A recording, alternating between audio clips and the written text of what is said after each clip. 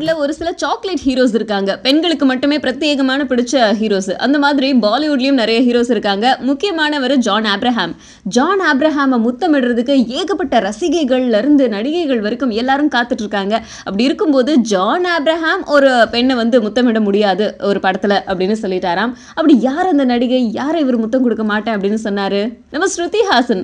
Welcome back அப்படிங்கிற ஒரு திரைப்படத்து மூலமா Shruti Haasan and John Abraham ரெண்டு பேருமே வந்து முதல் முறையா இணையறாங்க. அண்ட் இந்த திரைப்படத்துல முக்கியமான ஒரு காட்சியில வந்து லிப் டு லிப் முத்த காட்சி இருக்கு அப்படின்னு சொல்லிட்டு சொல்லப்பட்டிருக்கு. ஆரம்பத்துல ஓகே சொன்ன நம்ம ஜான் வந்து திரும்பவும் வந்து வேண்டாம் அப்படின்னு சொல்லிட்டாரு. இதுக்கு காரணம் என்ன அப்படின்னு தோண்டி துளாவி பார்த்ததுல லாஸ்ட் இயர் நம்ம பிரியா ராஞ்சில் வந்து ஜான் ஆப்ரஹாம் திருமணம் பண்ணிக்கிட்டது நம்ம எல்லாருக்குமே தெரிஞ்ச விஷயம்.